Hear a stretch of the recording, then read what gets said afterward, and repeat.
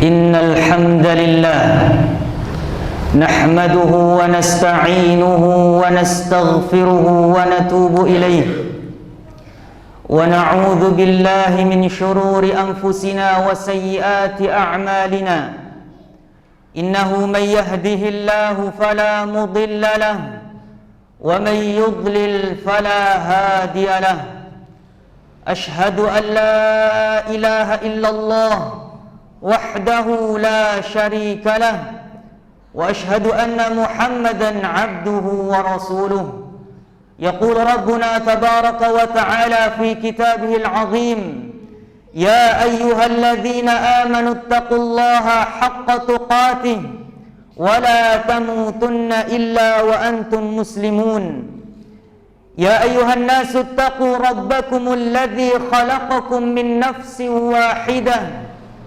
وخلق منها زوجها وبث منهما رجالا كثيرا ونساء واتقوا الله الذي تساءلون به والأرحام إن الله كان عليكم رقيبا يا أيها الذين آمنوا اتقوا الله وقولوا قولا سديدا يصلح لكم أعمالكم ويغفر لكم ذنوبكم ومن يطع الله ورسوله فقد فاز فوزا عظيما أما بعد فإن أصدق الحديث كتاب الله وخير الهدى هدى محمد صلى الله عليه وسلم وشر الأمور محدثاتها فإن كل محدثة في الأمور بدعة وكل بدعة ضلالة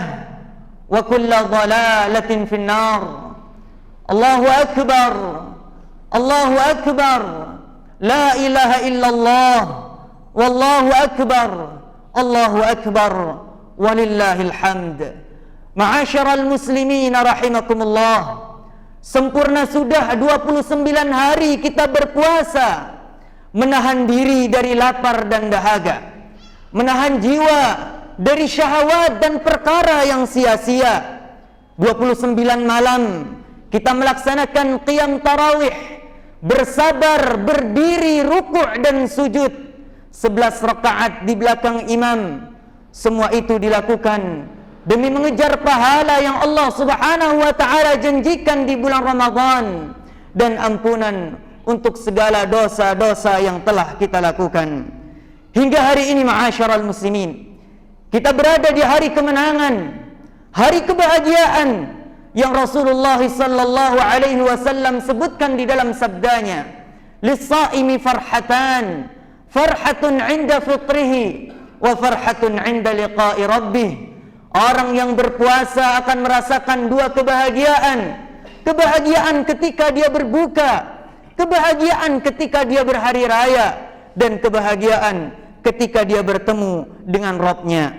Hari ini keberuntungan dan kemenangan Allah Subhanahu wa taala berikan kepada mereka orang-orang yang menggunakan Ramadan-nya dengan keimanan dan ketakwaan serta amal saleh. Merekalah berbahagia, merekalah orang-orang yang berbahagia dengan mendapatkan ketakwaan, dengan mendapatkan ampunan yang dijanjikan oleh Rasulullah sallallahu alaihi wasallam di dalam sabdanya, man shama ramadhana, barang siapa yang berpuasa di bulan Ramadan. Di dalam hadis lain Nabi katakan, wa man qama ramadhana, dan barang siapa yang melakukan salat tarawih di bulan Ramadan imanan wa ihtisaban, dia lakukan semua itu karena keimanan kepada Allah dan mengharapkan keikhlasan, mengharapkan pahala darinya, ghufira lahu ma taqaddama min dzambih, maka Allah Subhanahu wa taala akan ampuni dosa-dosanya yang telah lalu. Sedangkan kerugian dan penyesalan hari ini Allah timpakan kepada mereka yang mengisi Ramadannya dengan kemaksiatan dan kesia-siaan, sehingga ketakwaan tidak berhasil mereka raih, ampunan Allah pun tidak berhasil dia dapatkan, kebaikan-kebaikan juga terharamkan bagi dirinya. Duhai, alangkah mengerikannya sabda Rasulullah sallallahu alaihi wasallam ketika beliau bersabda, raghima anfu man adraka Ramadan thumma salakha wa lam yughfar lah. Merugi seseorang, bangkrut seseorang yang Allah berikan kesempatan bertemu dengan bulan Ramadan hingga Ramadan itu selesai, namun dosa-dosanya tidak diampuni oleh Allah Subhanahu wa taala. Di dalam hadis lain, Nabi sallallahu alaihi wasallam bersabda dengan sabda yang jauh lebih mengerikan, "Faman hurima khairuha faqad hurima 'anil khairi kullih." Barang siapa yang Allah Subhanahu wa taala halangi dari kebaikan di malam Lailatul Qadar, maka merekalah orang-orang yang Allah Subhanahu wa taala halangi dari seluruh kebaikan. Allahu akbar. Allahu akbar. La ilaha illallah. Allahu akbar. Walillahil hamd. Ma'asyiral muslimin rahimani wa rahimakumullah. Maka berbahagialah para hamba yang Allah Subhanahu wa taala berikan hidayah dan taufik kepadanya untuk mudah beramal saleh selama dia berada di bulan Ramadan. Maka hendaknya seorang hamba memuji dan membesarkan Allah Subhanahu wa taala atas kenikmatan tersebut, dan selayaknya seorang hamba mengingat bahwa apa yang dia lakukan daripada ibadah tersebut tidak akan pernah mampu dia lakukan kecuali atas pertolongan dan hidayah dari Allah Subhanahu wa taala. Allah Subhanahu wa taala mengingatkan, "Walitukabbirullaha ala ma hadakum wa la'allakum tashkurun." Dan agar kalian membesarkan Allah, bertakbir kepada Allah atas hidayah yang telah Allah Subhanahu wa taala berikan kepada kalian, dan agar kalian menjadi hamba-hamba yang bersyukur. Ma'asyiral muslimin rahimani wa rahimakumullah. Ketahuilah ibadallah, sesungguhnya Allah Subhanahu wa taala memberikan karunia kepada kita berupa bulan Ramadan, bukan hanya untuk mengumpulkan pundi-pundi pahala, bukan hanya untuk mencari ampunan dari Allah Subhanahu wa taala saja, tapi Allah Subhanahu wa taala memberikan dan mengirimkan kepada kita bulan Ramadan sebagai madrasatun tarbawiyah, tempat di mana Allah Subhanahu wa taala mendidik para hambanya untuk meningkatkan level keimanan dan ketakwaan seorang hamba kepada Allah Subhanahu wa taala, dan untuk mengajarkan kepada mereka pelajaran-pelajaran yang sangat penting bagi kehidupan akhirat dan kehidupan dunianya. Ma'asyiral muslimin rahimakumullah, di antara pelajaran yang paling penting yang Allah Subhanahu wa taala ajarkan kepada kita melalui bulan Ramadan adalah pelajaran tentang keikhlasan. Keikhlasan yang hakikatnya senantiasa kita ikrarkan di dalam salat kita. Inna salati wa nusuki wa mahyaya wa mamati lillahi rabbil alamin. Sesungguhnya salatku, sesungguhnya sembelihanku, bahkan hidup dan matiku lillahi rabbil alamin, adalah semata-mata untuk Allah Subhanahu wa taala Rabbul alamin. Lihatlah ma'asyiral muslimin, bagaimana Allah Subhanahu wa taala mengajarkan kepada kita untuk menjadi pribadi-pribadi yang ikhlas melalui ibadah puasa. Ibadah yang tidak bisa dilihat oleh mata, tidak pula bisa didengar oleh telinga, sehingga ibadah yang satu ini dapat terjauh daripada riya, jauh pula daripada sum'ah. Sehingga Allah Subhanahu wa taala sendiri yang berfirman di dalam hadis qudsi, kullu amali bani adam lahu, setiap amal manusia itu sejatinya untuk dirinya sendiri. Al hasanatu bi asyri amsalha ila sab'ati mi'ati di'fin, satu kebaikan Allah balas menjadi 10 sampai 700 kali lipat kebaikan. Lalu kemudian Allah katakan illa siyam, kecuali ibadah puasa, fa innahu li, karena sesungguhnya ibadah puasa itu khusus untukku, kata Allah, wa ana ajzibih, dan aku yang kata Allah Subhanahu wa taala yang akan membalasnya, terserah diriku. Maka para ulama mengatakan Allah Subhanahu wa taala membalas puasa para hamba dengan pahala yang tidak terhitung, karena terkumpul berbagai macam kesabaran, berbagai macam keikhlasan, berbagai macam rasa syukur pada diri seorang hamba ketika melakukan ibadah puasa. Ma'asyiral muslimin rahimani wa rahimakumullah, bahkan yang lebih jauh daripada itu, kita diajarkan oleh Allah Subhanahu wa taala untuk melakukan perkara-perkara yang mubah karena Allah dan meninggalkan perkara-perkara yang mubah pun karena Allah Subhanahu wa taala.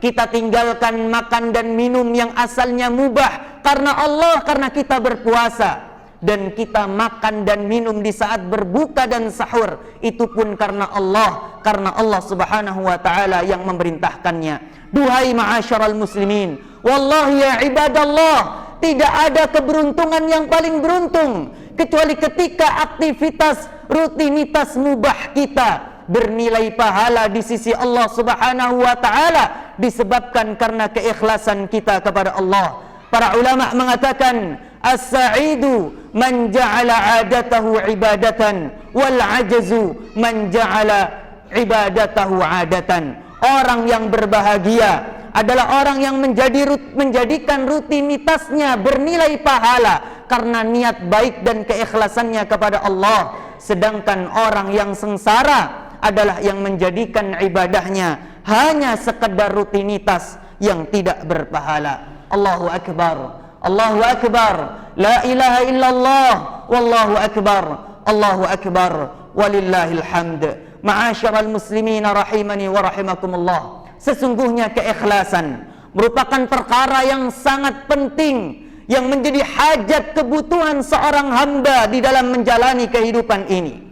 Di antara bentuk pentingnya keikhlasan ibadallah, yang pertama dan yang paling utama, bahwa keikhlasan adalah syarat mutlak untuk diterimanya amal ibadah seorang hamba.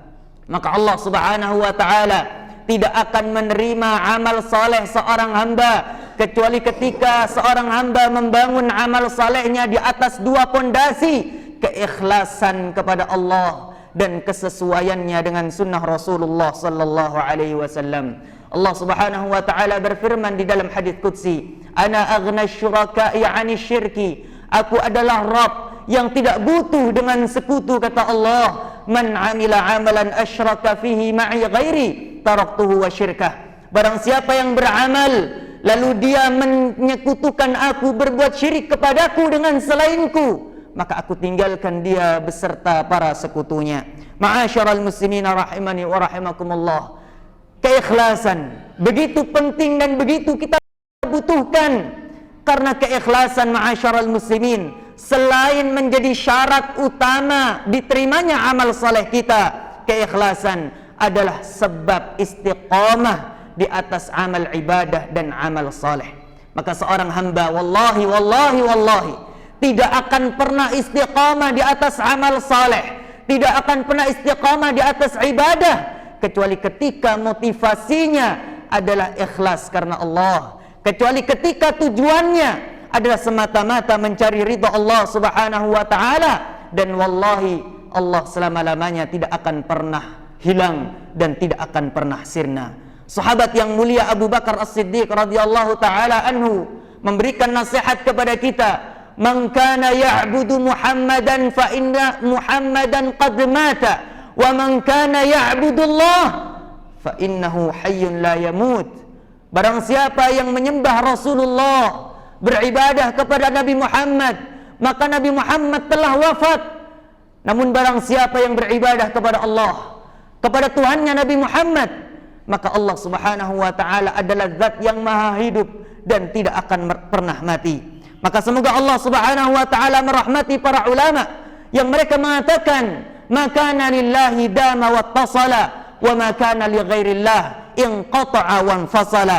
Segala sesuatu yang dilakukan karena Allah maka akan konsisten dan akan terus bersambung, dan segala sesuatu yang bukan karena Allah akan berakhir dan akan segera terputus. Ma'asyiral muslimin rahimani wa rahimakumullah, alasan ketiga kenapa ikhlas begitu penting dan begitu kita butuhkan di dalam kehidupan ini, karena sesungguhnya keikhlasan adalah tameng terkokoh untuk menghalangi diri kita dengan godaan syaitan dan kemaksiatan kepada Allah Subhanahu wa taala.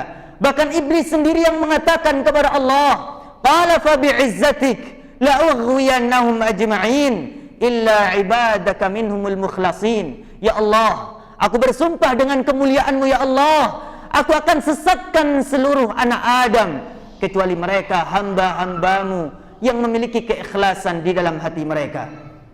Allah Subhanahu wa taala pun berfirman tentang Nabi Yusuf alaihissalam yang Allah selamatkan dari kemaksiatan yang hampir saja menjerumuskan beliau.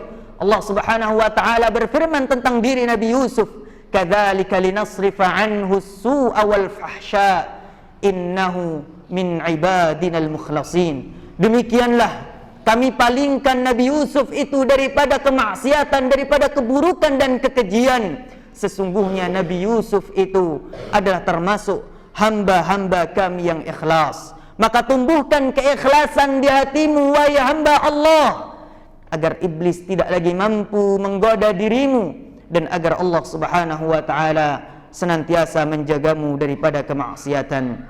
Kemudian ma'asyiral muslimin, alasan keempat kenapa kita begitu butuh terhadap ikhlas, karena sesungguhnya keikhlasan adalah sebab turunnya pertolongan Allah dan sebab dikabulkan doanya para hamba. Rasul sallallahu alaihi wasallam bahkan mengatakan, "Innama tunsaru hadhil ummah bidu'afaihim, bisalatihim wa da'watihim wa ikhlasihim." Allah Subhanahu wa taala menolong umat ini melalui perantara orang-orang lemah di antara mereka, dengan sebab salat-salat mereka, dengan sebab doa-doa mereka, dan dengan sebab keikhlasan mereka kepada Allah. Bahkan Allah Subhanahu wa taala menyebutkan di dalam Al-Qur'an tentang orang-orang musyrikin, "Wa idza rakibu fil fulki da'awallaha mukhlishina lahuddin, falamma najjahum ilal barri idza hum yusyrikun." Apabila mereka berlayar di atas lautan, mereka berdoa kepada Allah dengan penuh keikhlasan. Namun ketika Allah selamatkan mereka sampai ke daratan, mereka justru berbuat kesyirikan kepada Allah.